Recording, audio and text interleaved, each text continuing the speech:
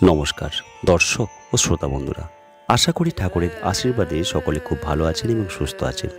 আজ আমি ঠাকুর শ্রী শ্রী রামকৃষ্ণদেবের কাহিনী অবলম্বনে কথামৃত থেকে ত্রিগুণাতীত ভক্ত যেমন বালক এই পরিচ্ছেদটি আপনাদের সামনে তুলে ধরব।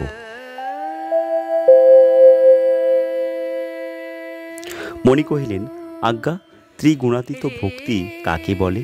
ঠাকুর কহিলেন, সে ভক্তি হলে সব চিন্ময় দেখে। চিন্ময় শ্যাম, চিন্ময় ধাম, ভক্তও চিন্ময়, সব চিন্ময়। এ ভক্তি কম লোকের হয়। ডাক্তার মধু সহাস্যে কহিলেন, ত্রিগুণাতীত ভক্তি অর্থাৎ ভক্ত কোনো গুণের বশীভূত নয়।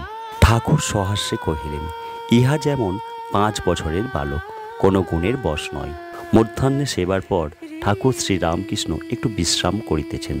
শ্রীযুক্ত মণিলাল মল্লিক আসিয়া প্রণাম করিলেন ও মেঝেতে আসন গ্রহণ করিলেন। মণিও মেঝেতে বসিয়া আছেন। ঠাকুর শুইয়া মণিমল্লিকের সঙ্গে মাঝে মাঝে একটি একটি কথা কহিতেছেন।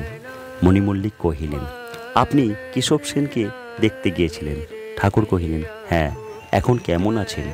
মণিমল্লিক কহিলেন, কিছু সারেন নাই। ঠাকুর কহিলেন, দেখলাম বড় রাজসিক, অনেকক্ষণ বসিয়েছিল, তারপর দেখা হলো। ঠাকুর উঠিয়া বসিলেন ও ভক্তদের সহিত কথা কহিতেছেন। এই ছিল আজকের আলোচ্য কাহিনী। আজকের এই ভিডিওটি যদি আপনাদের ভালো লেগে থাকে তাহলে অবশ্যই অনুরোধ করব ভিডিওর নিচে কমেন্ট বক্সে ছোট্ট করে একটি কমেন্ট এবং লাইক অবশ্যই করে যাবেন। যারা আমার চ্যানেলে আজকে প্রথম এসেছেন তাদের কাছে আমার বিশেষ অনুরোধ, আমার ছোট্ট চ্যানেলটিকে সাবস্ক্রাইব করে পাশের বেল আইকনটি অল করে আমার পাশে থাকবেন। যারা ইতিমধ্যে আমার চ্যানেলটিকে সাবস্ক্রাইব করেছেন তাদের সকলকে আমার অসংখ্য ধন্যবাদ।